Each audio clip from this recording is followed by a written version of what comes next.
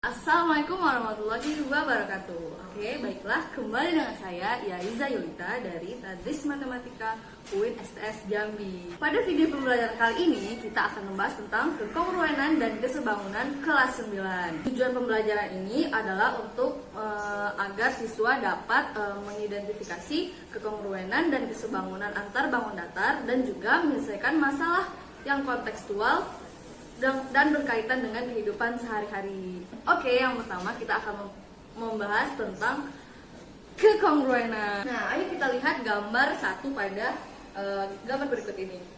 Nah, gambar satu itu berbentuk mobil berwarna kuning. Lalu di sebelahnya juga ada gambar mobil berwarna kuning yang berbentuk sama dengan gambar yang pertama.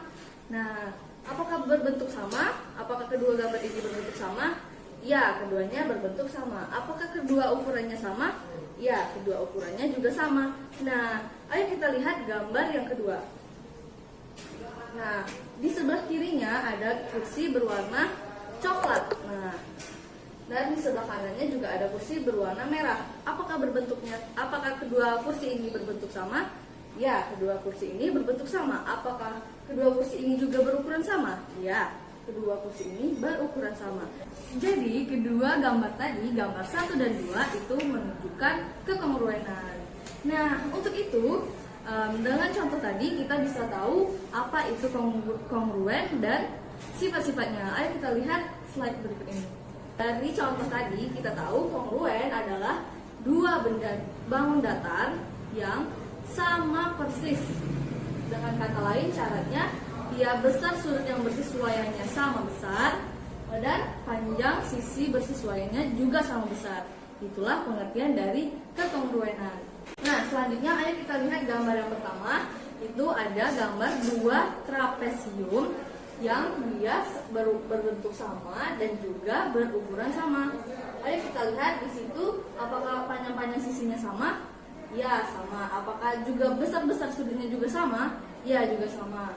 Nanti ada soal yang berbentuk seperti itu, semua panjang sisi sama dan semua sudutnya sama diketahui. Nah, lanjut pada gambar yang kedua, ada soal yang dia itu yang diketahui tiga sisi-sisinya sama besar. Maksudnya gambar yang pertama dan gambar yang kedua itu bangun datarnya, panjang sisi semuanya sama diketahui pada soal. Lalu untuk gambar yang ketiga itu diketahui dua sisi yang mengapit satu sudut yang sama besar. Itu juga merupakan salah satu kekongruenan karena dua sisinya sudah sama besar dan satu sudutnya sama besar. Maka kedua segitiga tersebut sama besar. Nah, gambar yang terakhir itu ada dua segitiga yang diketahui dua sudutnya dan satu sisinya. Dan gambar yang kedua juga dia diketahui dua sudutnya dan satu sisinya. Nah, sudut-sudut yang bersesuaian itu, yang sudut yang pertama dan yang kedua, pada gambar pertama dan kedua sama besar, dan sisinya juga sama. Nah, itu juga adalah salah satu contoh bahwa benda itu kongruen jika dua sudut dan satu sisinya diketahui antara dua segitiga tersebut. Nah, untuk mengetahui lebih lanjut atau kita akan melihat masalah yang berkaitan dengan kekongruenan, ayo kita lihat contoh soal berikut. Ada dua sudut yang sama pada segitiga yang kedua dan segitiga yang pertama. Nah, ini sudah menandakan bahwa kedua segitiga tersebut kongruen. Nah, pada gambar yang segitiga pertama, sudut X itu ada di puncak segitiga dan sudut O itu ada di alas segitiga. Tapi pada segitiga yang kedua, sudut X itu berada di kanan puncaknya, O itu berada di alas yang bawah di sebelah kanan. Nah, dari sini kita bisa lihat bahwa ini hanya bisa kita putar atau kita balik segitiganya agar terlihat sama persis segitiga ini. Ayo kita balik segitiga ini. Nah, beginilah bentuk segitiga yang kedua setelah dibalik. Nah, terlihat kan bahwa letak-letak sudutnya pun sama dengan segitiga yang pertama. Oleh karena itu, kita dapat menentukan panjang sisi segitiga yang kedua. Nah, maka panjang sisi segitiga AC sama dengan panjang sisi DE. Nah, selanjutnya pada sisi BC itu panjangnya adalah 7 cm. Nah, dan di segitiga yang kedua itu maka panjang BC itu sama dengan panjang EF pada segitiga yang kedua. Maka panjang EF adalah 7 cm juga. Nah, yang terakhir itu adalah panjang AB. Nah, panjang AB itu kongruen dengan panjang DF. Maka panjang AB itu sama dengan DF, maka sama dengan 5 cm. Maka panjang DF juga 5 cm. Nah, dengan kekongruenan kita bisa tahu panjang sisi-sisi segitiga yang kedua. Nah, selanjutnya kita akan membahas tentang kesebangunan. Ayo kita lihat contoh atau gambar berikut ini. Pada gambar 1 terdapat 2 gambar mobil kuning, tetapi warnanya sama, bentuknya sama, tapi ukurannya berbeda. Nah, ayo kita lihat juga gambar yang kedua. Nah, gambar yang kedua itu ada 2 buah kursi yang bentuknya sama persis, namun berukurannya berbeda. Nah, apakah nanti bagaimana itu sebangun? Bagaimana kita bisa mengatakan 2 buah benda ini sebangun apabila perbandingan sisi-sisi bersesuaiannya sama besar?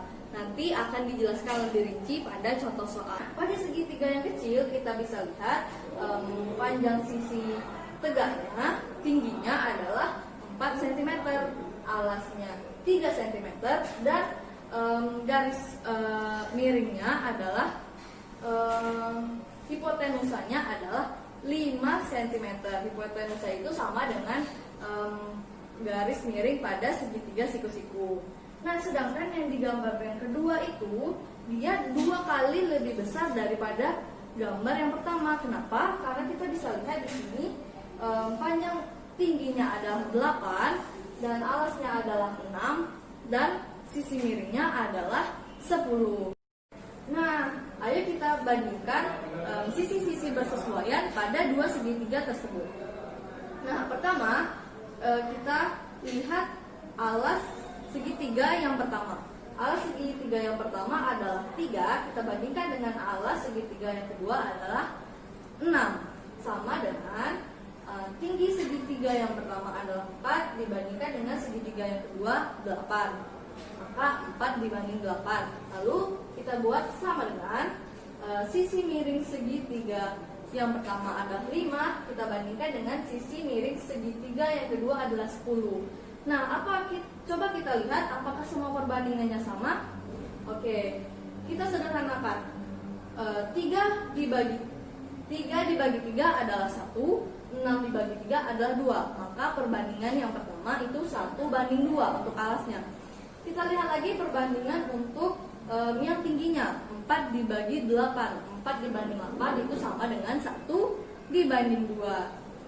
Lalu yang terakhir untuk sisi miringnya juga 5 dibanding 10 itu sama dengan 1:2. Nah, kita lihat di sini semua perbandingan sisi-sisi bersesuaiannya sama-sama 1:2. Nah, inilah yang dinamakan dengan segitiga atau bangun datar yang sebangun. Nah, dari contoh tadi kita bisa tahu syarat-syarat agar berdua bangun datar itu sebangun. Oke, kita lihat. Nah, syarat yang pertama itu adalah sudut-sudut yang bersesuaian harus sama besar, namun sisi-sisi yang bersesuaiannya hanya perbandingannya saja yang sama. Nah, ayo kita lihat contoh soal yang berkaitan dengan kehidupan sehari-hari tentang kesebangunan berikut. Nah, di sini ada seorang pria yang berdiri di sebelah pohon. Nah, di sini ditanyakan berapakah tinggi pohon. Dengan diketahui tinggi pria tersebut dan terdapat bayangan pria tersebut.